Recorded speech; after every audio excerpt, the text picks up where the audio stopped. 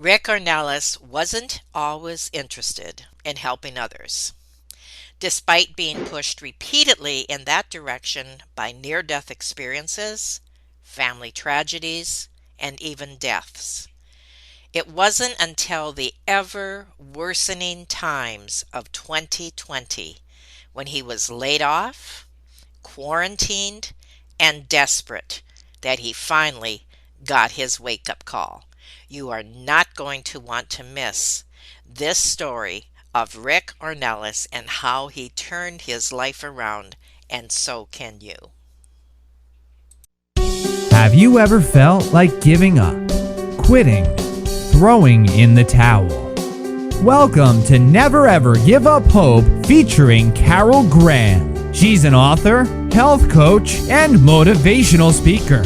Backed into a corner multiple times in her life, Carol shares with you stories on how she overcame some of the toughest obstacles a person can go through in life, but refused to give up hope. Rather than admit defeat, an opportunity was presented, and it involves each and every one of you. Carol will feature spectacular guests who will share their messages of hope, encouragement, and their inspiration to prove why life's adversities only make you stronger. And now, welcoming the host of the show, here's Carol Graham. Do you feel like you have greatness trapped inside of you? Rick Ornelas is an ultimate success coach who can help you unlock your amazing potential. And he is going to share today how each one of us have that potential inside of us. He is going to help us tap into that. Rick is the author of 12 Hours of Heaven, Lessons for a Better World. He is also the founder of I Spark Change. I can't wait to hear about this, Rick, because just listening to some of the other things that you have shared and reading what you have shared, this is a message for everybody.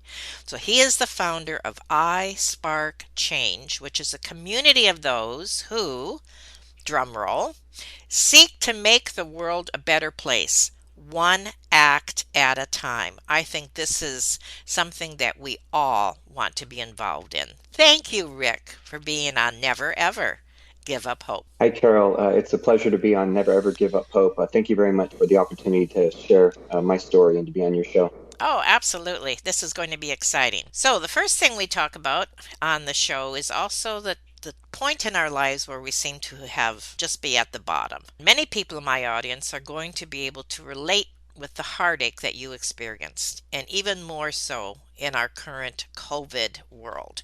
So let's start in 2004. What happened with your sister? I, like many others, have been touched by tragedies in my life that come when you absolutely do not expect them. And in 2004, where I have a young family, I'm happy. We had just bought a new house, and things going great. And extended family, everything seems fine. I have a sister, Linda, who was struggling with bipolar disorder, and she had been in and out of the hospital and had challenges for many years, but it seemed manageable. She got married. She had two very beautiful infant children. I mean, they're just 11 months apart, my niece and nephew, so they were very young. And she seemed like she was okay. And then one day, I remember I was out. I was a sales rep at the time, and I was out working with my boss. We get back to the car after we had been on a sales call, and I see my phone that I had like a dozen missed calls from my wife, and I immediately call her back, wondering what's wrong, and she's in tears, and she's very distraught.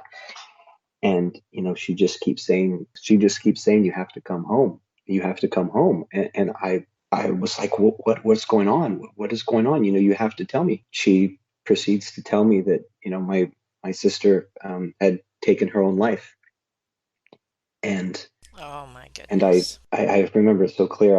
I threw the phone down on the floor of the car, and my boss, who was my friend, he's like, what's going on? What happened? What happened? And I told him what had happened, and he was speechless. I mean, what do you say to someone in that situation? And I tried to gather myself, and I drove home. We weren't that far, so I drove him back to his car and drove home to see my wife. And it was just like, I think I was in shock, for because that's, like I said, that's just something that you don't expect. Of It just comes course, out of of the blue. course. Yeah, and that was, it was a very challenging time. And how did you handle it? I've always been, so I'm the youngest of five, and I have four older sisters, Linda included. And I had always been the one that my family looked to for, not necessarily for answers, but looked to for strength, looked to be like a someone supportive, and someone strong, when others were struggling. And that was the role that I kind of assumed from a very young age. And so I said, okay, well, this is a time to be strong. So my wife and I, we immediately packed up the kids, and we headed down. We were living in California at the time, and we had to drive down about 3 hours to where my brother-in-law lived. And we drove down to be with him and home with the kids and be with my family. And it was just, I remember being in his house, which was coincidentally on the same street that the house I grew up in, we all grew up in. So, very close, just all the memories. And I remember just, trying to be there, and we just were just all in such shock, but we just tried to support each other, as much as we could, and to be there, for my mom, especially, and for my other sisters, and for my brother-in-law, and for the little ones that, had no idea, because they were just, they were just babies at the time. But just trying to be as supportive as possible, and put on that face, aura of support for everyone, whether, even though I was pretty much dying inside, but you just try to be strong for everyone else. One thing that you said was that life was going good and then you got blindsided by this tragedy. And I think that is sadly a common scenario. And I can relate to that personally. I remember clearly saying to my husband one day, I don't think life could be any better. And 3 days later, the bottom fell out. When that happens, I think that having a good life has probably been a real perk, that you did have that security. And as you yourself had to become strong, not just for yourself, but for others in your family and be that pillar. And we have sometimes more strength in us than we imagine we have, correct? Oh, absolutely, absolutely, Carol. And that's something that has, the more I've realized that, the more it's manifested itself in my life. And, I believe those things happen for a reason. And that I do feel that all of us have that capability inside, that, we don't know, we never know until we're put in that situation, right? We never know how we're going to handle it. And then when it is in those times of adversity, that's where we truly grow stronger. And that's where we truly, um, become the best version of ourselves. It's not when it's easy, because that, it's like working out, right? If you lift a weight that doesn't weigh anything, then there's no strain, there's no growth for the muscle, right? And it's exactly the same way. When the easy times, we're getting very little benefit, other than some enjoyment, I guess, in the moment. But long term, it's those other times where all that strength comes from, for sure. Well, I certainly relate, and I'm sure many members of the audience do. Those of you who have read my own memoir know that was one tragedy after another, and I know that Rick is going to share that part of his story as well. And sometimes you feel like, how can I take one more? But then in hindsight, years later, and you look back and you think, look at all the people that I have been able to help and encourage, just share my story with, to give them something to look forward to, knowing that this is not the end of the road. This is just a bump in the road. And you hit the nail right on the head there when you said that you are better, a better person, a better friend, a better husband, a better father, a better everything as a result of what you had endured. But that's not the end of the story. Tell us as you progress now to mid 2020 when the whole world came crashing down. What brought you to that point and what happened? Well, last year, so in just over a year ago, about 13 months ago, when the world went into quarantine, right? Kind of the whole world is going into quarantine, and everything's shutting down. And where we live in Texas, we had to go into quarantine, and businesses are closing and everything. When all that happened, like a lot of people, and probably a lot of your listeners, I started to get fearful and anxious because of the uncertainty of it all. Hmm. And I think that was a big challenge, for me and others, is that, I'm someone that, prides myself on being, organized and having a sense of control, right, over my life. And then all of a sudden you have zero control, right? You're like, oh, that control is taken away That's from right. you. And now you have no control. And that was not a comfortable place for me, right? And I think it was an excellent lesson at the time for me, is to learn that we never really have control, right? Hmm. And as that all started happening, and I started just being very uncomfortable as the days progressed, and I found myself looking at the counters every day, and oh, it's the virus is getting worse, and all these things, and what's going to happen, and what's going to happen. Start thinking of all those what if scenarios. And again, that's not something that I typically do. I've learned over many years that it's just not a productive behavior. Those kind of what ifs. It's okay to prepare for things, but like kind of what if, and negative self-talk. And it became so uncomfortable that I realized I needed to do something. I decided to write. And so I wrote a blog that was entitled How to Use COVID as an Opportunity. And I had so many thoughts actually that I had to put it in two parts of a blog. My colleague who reviewed it, he said, you know what, there's too much good stuff here. You need to break it up into two parts. So I broke it up into this two-part blog. And the first part was about, using the time as an opportunity, right? Right. That the COVID wasn't, yes, it had its challenges, and yes, there was uncertainty and all that, but that in itself gave us a gift. It gave us a gift of time.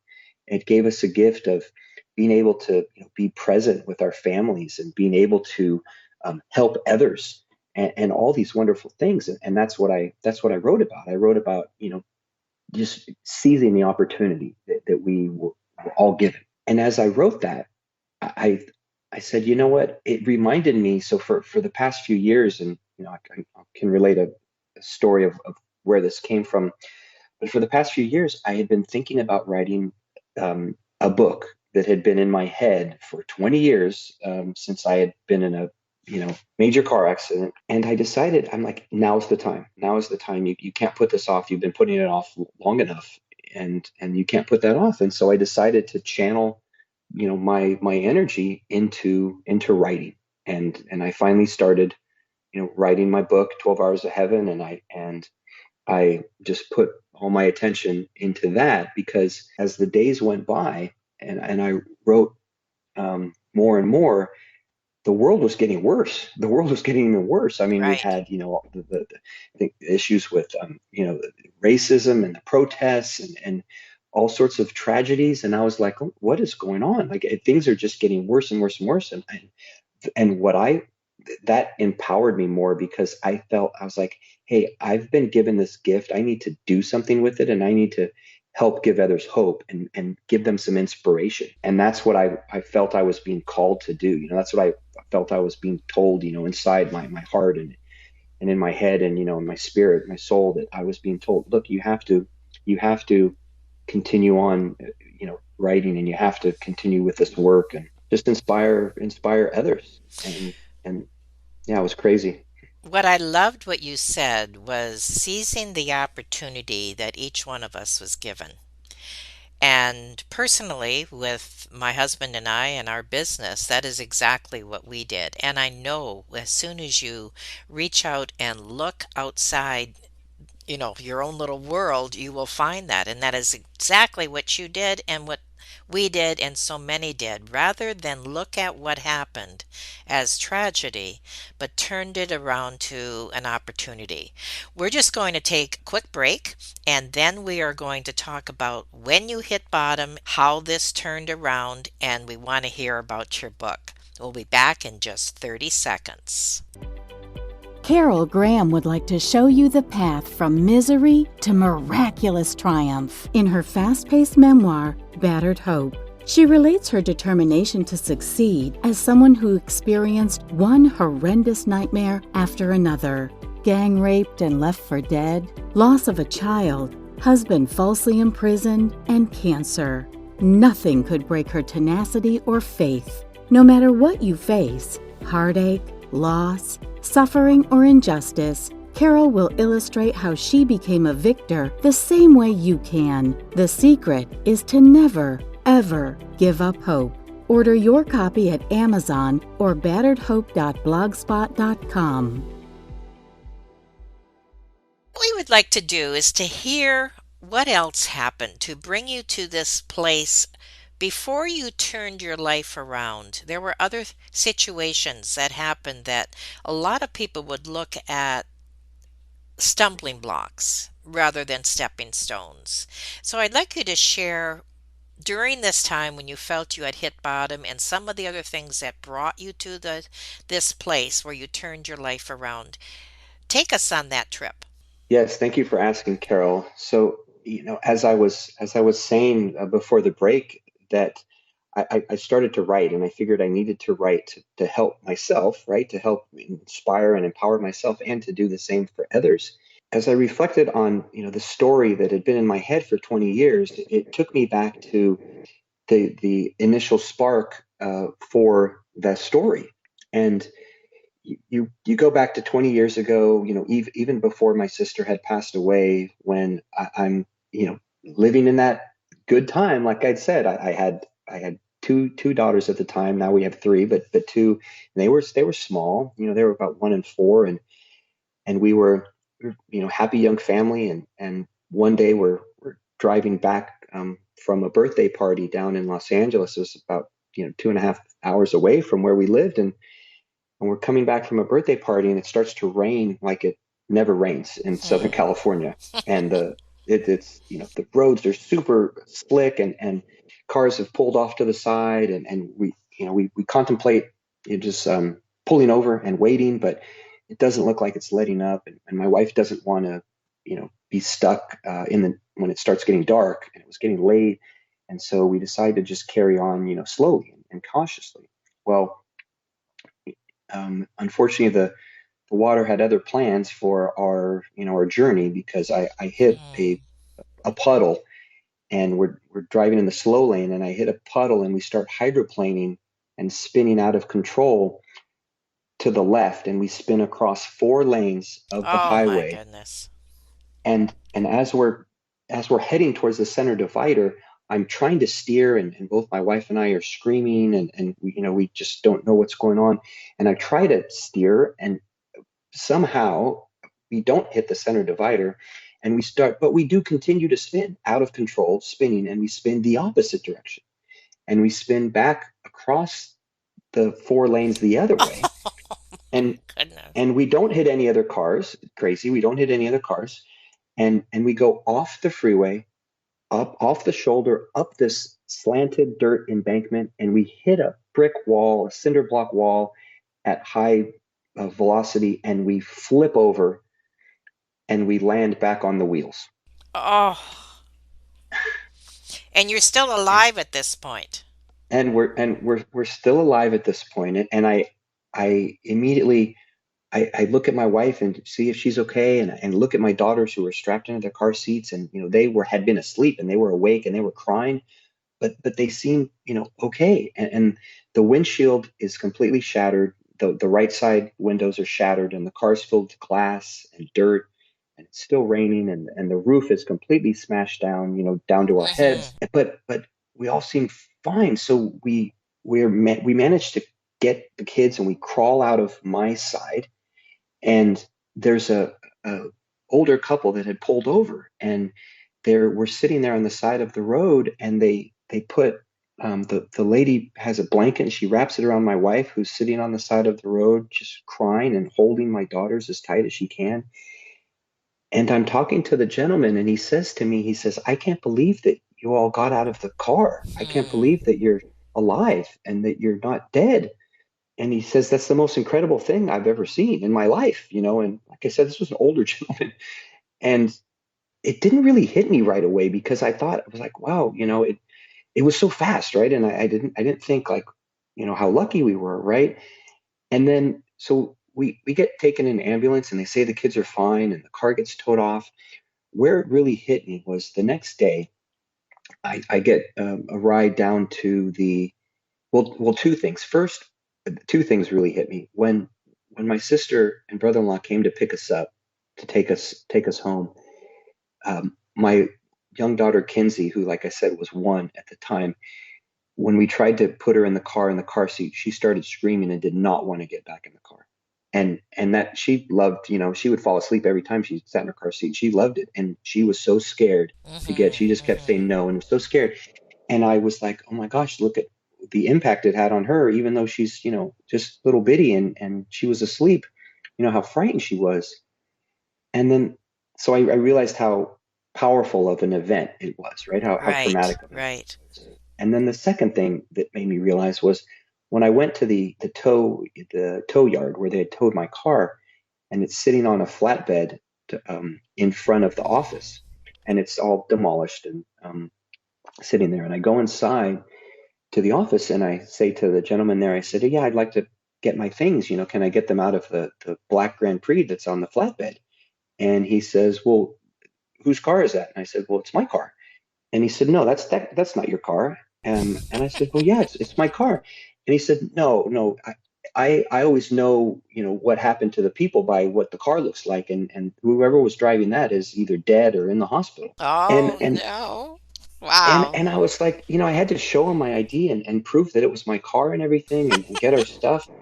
And, and at first, like, I didn't think about those things until afterward. And as I reflected, I thought about it, and I was like, this is really a quite a blessing. Like, this is, a miracle, in a sense, that we're Of that we're course. not dead, right? That my family was protected, and my mom kept telling me, your guardian angel protected you, your guardian angel protected you, and she gave me a little angel pin to put in my Ah. car, moving forward. And one day I'm sitting there staring up at that little angel pin on the visor, and instantly, the story, which would become my book, hit me like a movie, and where it was in my head, Wow. like I had just watched the movie, like it was in my head, clear as day, like I had just viewed the whole movie. And the story is, which I, didn't write for 20 years, because of, I kept going back to that place of comfortability that so many of us go to, where you go back and you're like, oh, things are good again. So I guess I can just go along with my life Hmm. and everything's okay. And then bam, 2004, right? And then you go along, and then,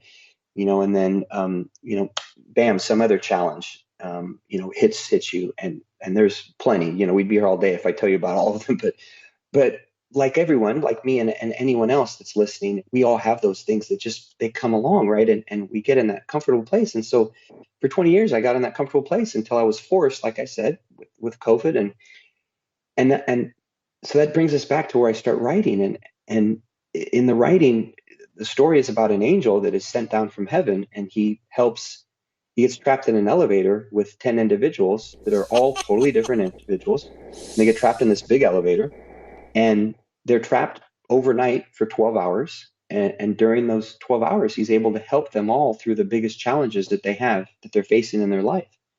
And he teaches them some lessons, and he learns some things himself.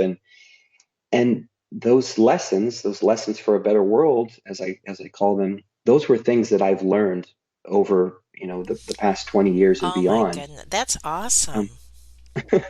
they're Yeah, and thank you. And they're not. I'll just sum it up by saying, these are all things that aren't unique to me. They're lessons Yes. that Yes. touch anyone, like practicing gratitude or being present with your family, or loving or giving. I mean, these are all things that anyone can do, and anyone can has inside of them. You just have to get out of that comfortable place and share it with others.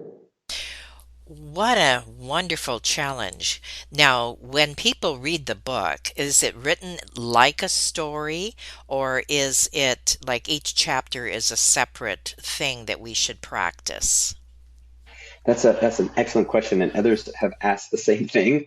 It's written, it's one whole story, so it's one whole story, with the angel and his, he's up in heaven and he gets sent down, and he's on his own journey of, discovering himself, and then, there's different uh, chapters attached to different lessons that are attached to different characters, within the elevator, but it's all one complete story. So it's not a series of short stories, it's one whole complete story. And there's actually a follow-up book that I just started that will continue the story. Now, did this pole vault you then to starting iSpark Change? And tell us about that. Yes, that is exactly what happened, Carol. As I if I take us back to the time where I started writing, in last April, and I started going through it very methodically, which is how I do a lot of things. I said, okay, well, I'm going to write. You read online and it says you should write every day, and you should write, 500 to 1,000 words a day and be consistent. And you're an author, so you can appreciate that. And and I said, okay, I'm just going to go about it, very, very methodical, right? Well, I think God had other plans for me, because as I got into that, and about the time June hit, and I was thinking about my dad had passed away in 2019, and one of those tragedies of life. My father passed Right. away at the age of 96, who was, my Wow. we were very close. I was only son, and we were always had a great relationship, and I had been blessed with so many years with him, after he had different health issues even back in his 70s, and he was always a much older father, and I felt so fortunate. I just kind of figured, oh, he's gonna be here till 100, That's right. and everything, and then he had a fall, and then that ended up speeding things up, and he passed away, and at the end of July, and as we started getting closer to that, I started getting more emotional and more spiritually connected as I'm writing about this angel and spiritual content, Hmm. and I was praying a lot more, and I started getting really, really connected. And what happened is I went through this spiritual awakening period where I felt like I was being divinely inspired, that I felt that the story was just being given to me, and I was just typing, to where my writing, I started writing over 2,000 words in a couple hours and at a time, and it just flourished. And I didn't really have to think about the story, or everything just flowed right out. And and during that time, which lasted from about June, about my birthday, till about the anniversary of my father's death, the end of July, of about 4 or 5 weeks, it was such a uh, enlightened and emotional time for me, that I had a flood of ideas in that time, and Hmm. creativity was just flowing. And during that time, I was having dreams and visions, and and felt a deeper calling to do more, to not just write the book, but to do Hmm. more, which I had alluded to earlier. And that's when the idea for iSpark Change came. The idea for iSpark Change came during that time where I felt I was being told to release the book, give people some hope, but then take it far beyond that, and start working on a greater calling and a greater cause, to connect other individuals that want to spread positivity and love in the world, and want to spark change, and show them that they can, and show them, empower them, show them that they're not alone in a time of when we're all isolated, right? In a time when everybody's isolated, show us that we're not alone. So how can And people get connected with you this way? And what challenge can we give the audience to get connected? Yeah, that's a great question. Is if they go to iSparkChange, this is the letter I, sparkchange.com, then there they can sign up and join iSparkChange. And all that it takes to join iSparkChange is just making a commitment saying that you want to positively impact the world. That's it. That's I mean, awesome. there's nothing else. It doesn't take, there's no cost, there's no anything. They can go to the Facebook group. It's, you know, Facebook, Instagram, all of those. It's the same thing, iSpark Change, but they can find the Facebook group and join there, and they'll see, affirmations and positivity and motivation and everything on a daily basis on social media. Um, but what I would challenge them, since you asked what I would challenge them, is that to every day to just do one thing that will have a positive impact. And I won't even say the world, because for a lot of people, they think that's too big, right? And they think, oh, what am I going to do? I'm one person. Hmm. How can I Hmm. impact the world? But what I will challenge everybody is that just by one positive action, as simple as a smile, at someone, a stranger. And I've said this a lot. That's the simplest thing I can think of that anybody has the capability to do, right? It doesn't cost anything. It doesn't take any time, any effort. You actually use less muscles in your face than frowning. So you you smile, Hmm. and and that has a ripple effect that, that the whole pay it forward kind of ripple effect that impacts the world, whether you see it or not. It does have a ripple effect, and that's the challenge I would make. And the last thing I'll say is that because I know people want to think of different ways. If they do sign up and join iSpark Change, they'll get a free download of 25 creative ways to spread positive change in the Oh, world. And these that's are, fantastic. yeah, and these are things anybody can do. These are things that anybody can do today. Like they don't, it doesn't take any preparation or time or money or anything that anyone can do. I really appreciate that. I was hoping that that was going to be something that you would have available. It's just kind of like a kickstart, like a boost, for somebody to, and it's just like buying a cup of coffee for somebody or any number of things, the stranger, being kind, like you said, smiling. You don't have to walk down the street very far to see the fear in people's faces and to see the anguish and to see, the turmoil within themselves, not knowing what's going to happen next in this crazy world. So when you share that and we can spread that good news, there's no end, and I'm sure that you will agree. There is no end. It's ongoing. Anything that Yeah, you would like absolutely. to share in like a summary or whatever? Yeah, first off, I just want to say thank you. Thank you very much, Carol. This has been, a phenomenal experience just chatting with you. And, it's truly a blessing. So thank you for that, and this opportunity. And second, I would say, I would just continue what I was saying. I would just empower anyone that's listening, anyone that comes across this episode, or that comes across iSpark Change, that you can make the world a better place. And it it starts with each one of us, and each one of us just doing those tiny, tiny little actions. They do have a ripple effect. They do have a snowball effect that will change the world. I'm committed to doing this, working on this for the rest of my life. So hopefully there'll be a lot of others that will do the same. And the more each of us can do those tiny little actions, those do have that big compound effect that, long term, they will make a difference. So, please don't be afraid to seek out some change and help others.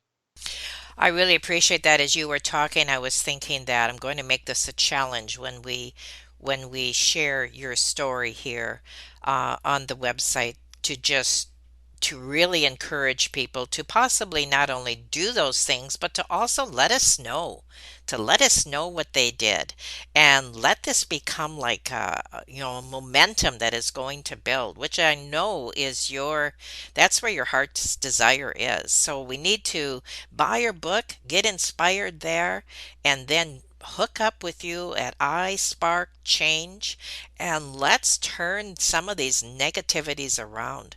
Thank you so much, Rick, for sharing what you did today. I really appreciate everything that you said.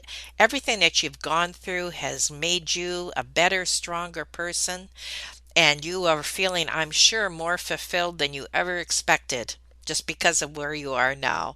And that's the purpose. When we help others, when we share our stories, we are the ones that end up getting blessed and having the good end of the stick, so to speak, right? Yeah, absolutely. That you hit the nail on the head with that one. I'm doing all this to help others, and I'm probably the one getting the most benefit. But Exactly. I never look at it that way, because I feel if I Of just course not, but keep doing that's what others, happens. it'll help. Yeah, yeah, it's awesome. Thank you.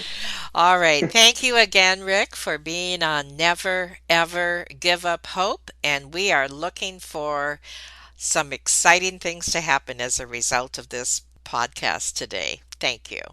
Thank you for listening to Never Ever Give Up Hope, featuring Carol Graham. Did you know that most people succeed because they are determined to? Quitting was never an option. Carol loves your comments and will respond to each one. So please subscribe and review this podcast. A rating of 5 stars would be outstanding and appreciated. Remember, if you are still here, there is always hope.